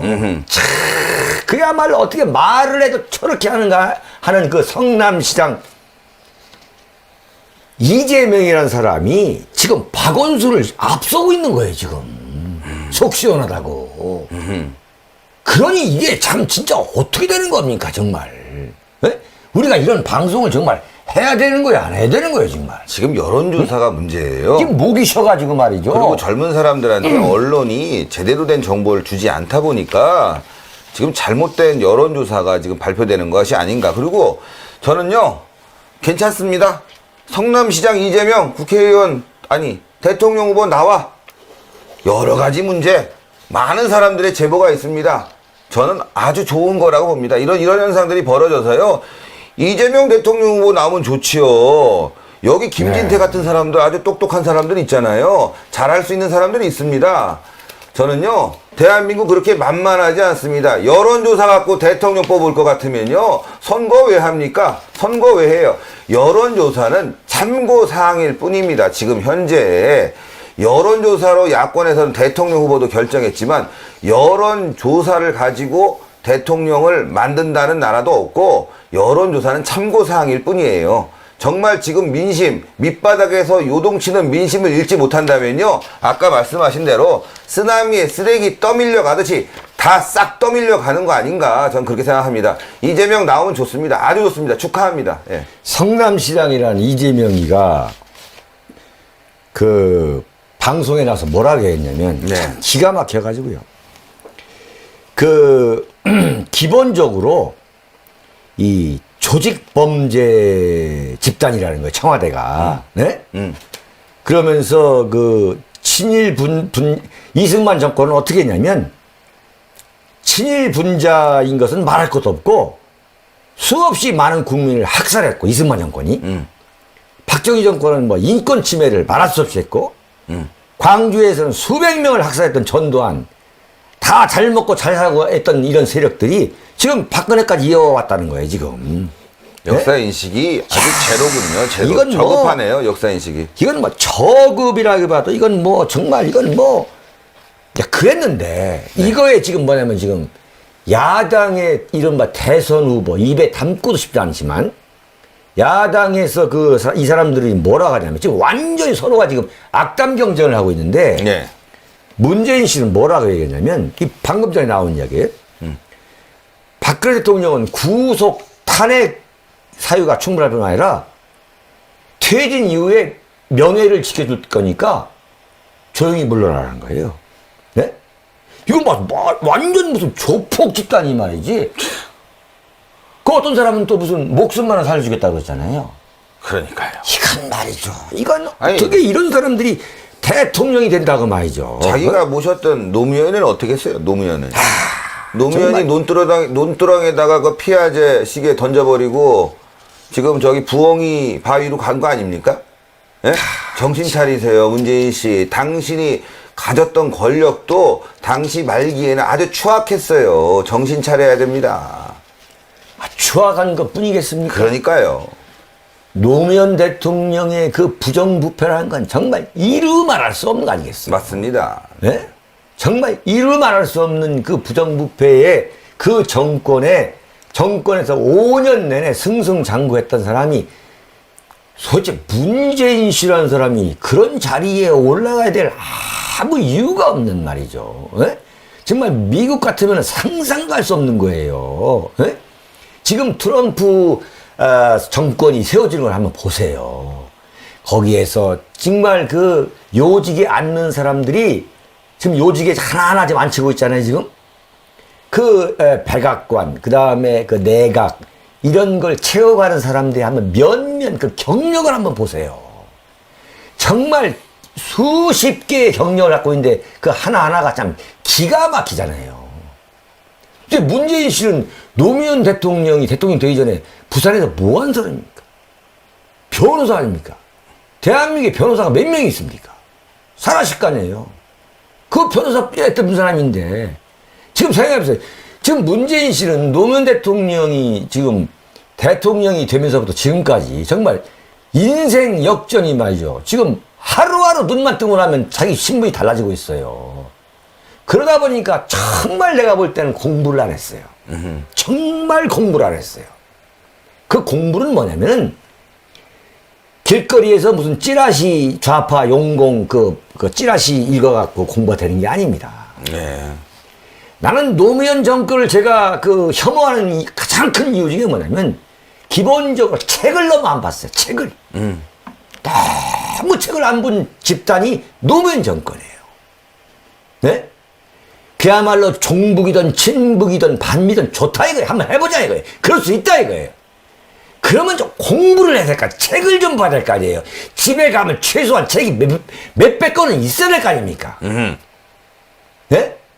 그냥 운동거들이 애들이 그냥 가리방으로 긁은 거 그 있지 않습니까? 뭐 반미 민족 반민족 자본이 이런 그야말로 출처도 없는 그런 이 삐라 같은 그런 걸 갖고서 이 머리를 채운 말이죠. 그거에는 네. 알 게 없는 사람들이 응? 아니 예컨대 좌파 정권에 의한 통제 지배를 한번 받아보자 이거예요. 좋다 이거예요. 한번 역사 발전을 위해서 한번 좌파 집권해보라 이거예요. 그러면 최소한 공부 좀 한 사람들이 일반 사람하고는 좀 다른 사람들이 좀 해야 될 거 아닙니까? 솔직한 이야기가 부산에서 무슨 여행사 하던 사람이 민정수석하고 말이죠. 부산에서 무슨 변호사 하던 사람들이 청와대 뭡니까 민정수석하고 말이죠. 사회수석하고 청와대 비서실장 하면 정말 기분 골방에서 책 보고 말이죠. 이 신문 스크랩하고 이랬던 사람들은 자존심이 안 상하겠어요? 안 상하겠습니까? 그렇다고 무슨 뭐 서울대학을 나와야 되고 무슨 미국 하버드 대학을 나오라는 얘기 아니에요. 학부에 어쩌든 간에 앉아도 공부를 한 사람들이 좀 정권을 잡고 좀 한마디를 들어도 저게 말이 되는 얘기구나. 정말 피맺힌 얘기구나 해야 될 거 아니에요. 응? 이런 식으로 무슨 이재명 문재인 나와서 무슨 친일파니 어쩌니 말이죠. 뭐 전두환이가 사람을 죽였다는 뭐 그런 말이죠. 그거 진짜 그런 캐캐묵은 그 어휘가 갖고 무슨 대통령이 되겠다는 거예요. 정말 골수 친북 골수 종북 반미 세력이 한번 나와서 정권 잡아보라 이거예요. 대한민국 망하나 안 망하나.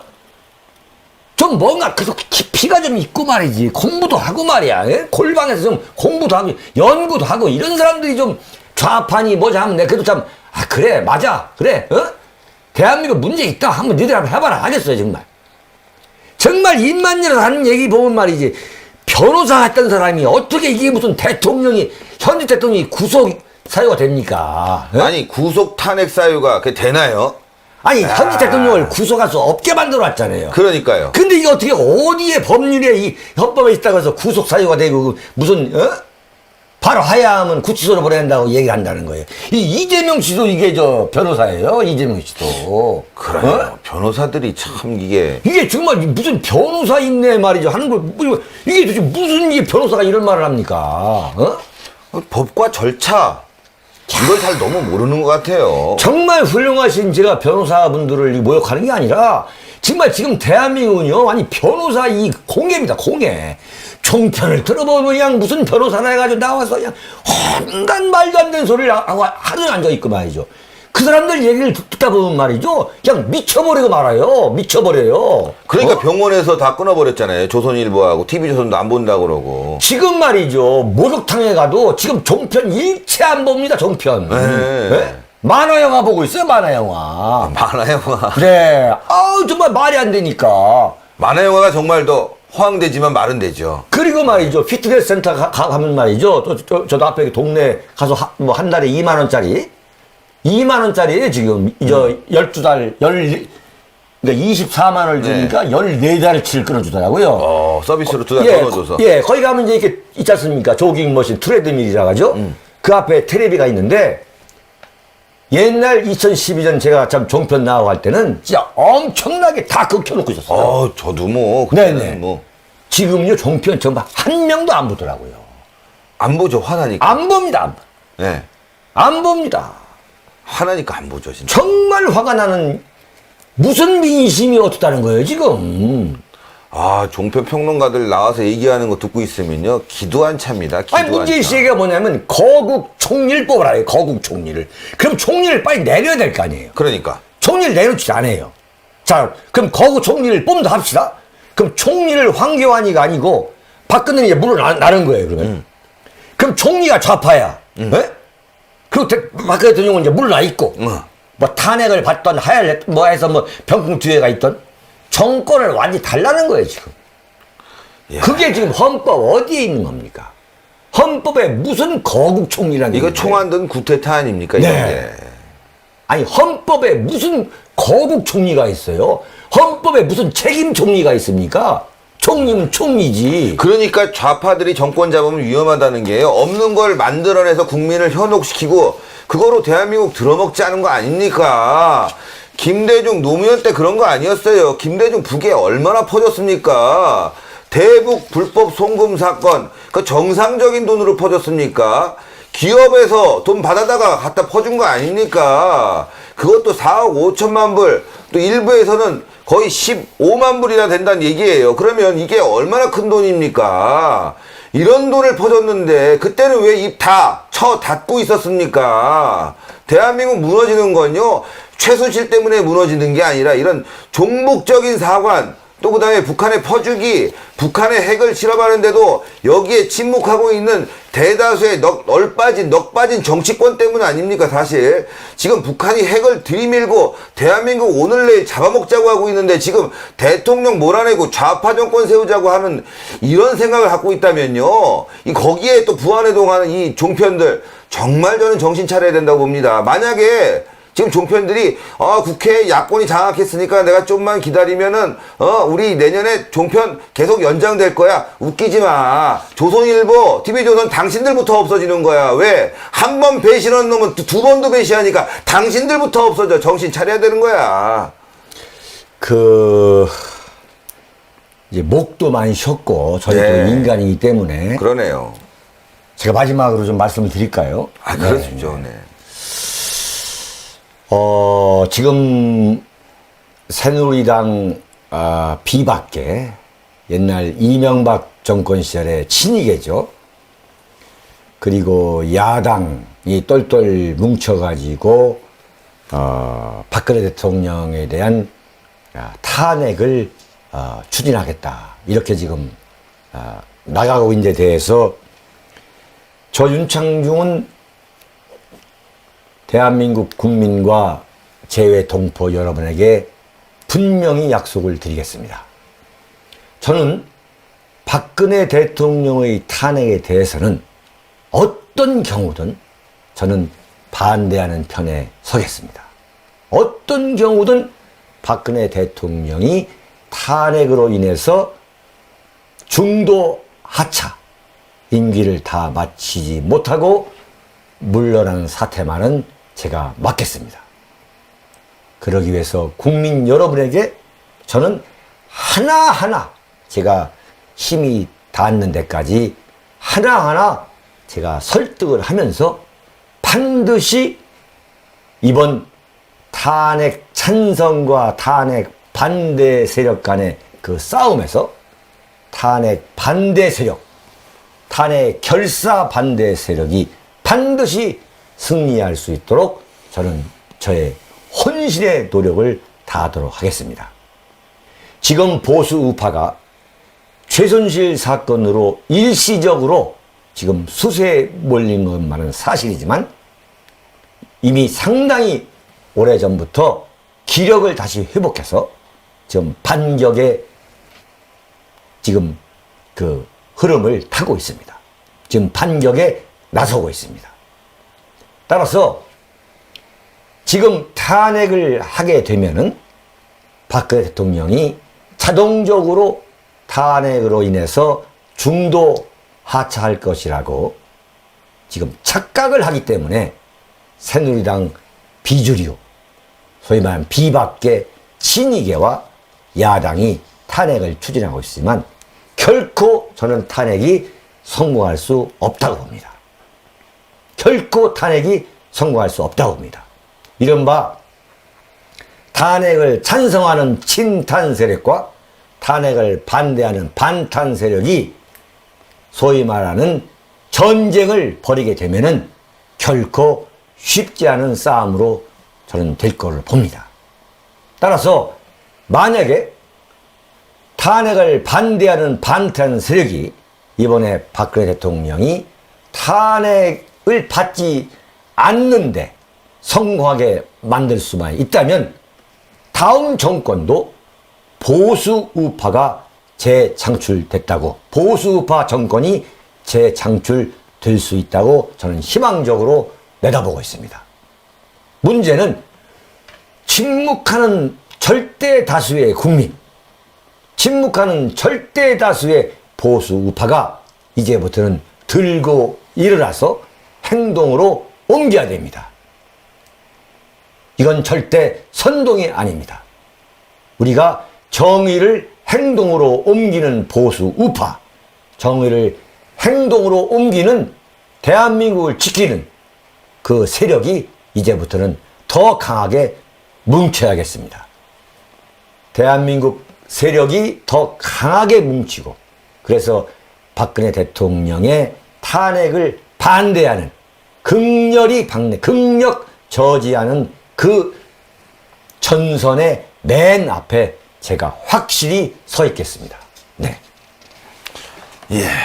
정말 지금 대한민국이 위기지만 희망이 보이고 있습니다. 침묵하는 다수가 사실과 진실을 알기 시작했습니다. 들고 일어나는 모습을 보이고 있습니다. 서울역에서도 그랬고요. 부산에서도 그랬습니다. 이제 침묵하는 다수가 아니라 외치는 다수가 될 것 같습니다. 그런 분들이 많이 모이셔서 이번에 대한민국을 지키는, 앞장서는 길에 나서야 되겠습니다. 다시 한번 말씀드리면 12월 17일 오후 2시입니다. 네. 광화문 정동 제1교회로 여러분들 모여주십시오. 대한민국을 살리는 길이 될 수 있을 거라고 저는 확신합니다. 대한민국은 만만하게 무너질 나라가 아닙니다. 그렇죠. 네. 또 그렇게 또 발전되고 또 이어갈 수 있는 힘을, 저력을 가진 나라입니다. 여러분들이 이제 들고 일어나야 합니다. 좌파들이 지금 한 줌도 안 되는 세력을 모아서 광화문으로 나왔지만 대한민국 전체 국민들이 이제 들고 일어나서 이 불합리한 현실과 타협하지 말고 싸워야 되겠습니다. 언론이 지금 선동하고 있지만 진실에 지금 눈과 귀가 모두 열리고 있습니다. 인터넷으로 모이고 있습니다. 여러분들 힘을 좀 더 내주시겠고요. 1부는 여기까지 하고 2부에서는 여러분들 네티즌들 의견 또 이렇게 되게 좋아하시더라고요. 네. 그거 좀 보면서 2부에서 짧게 마무리하겠습니다. 여러분 나가지 마시고 2부에 윤창진 대표님과 요 올라오는 채팅창에서 여러분들 또 뭐 나이라든가 또 좋아하시는 거 있잖아요. 네. 손 들고 하는 거, 예, 지역도 얘기하겠습니다. 여러분 나가지 마시고요. 한 10분만 쉬었다가 2부에서 한 20분 정도 더 하겠습니다. 네. 대단히 감사합니다.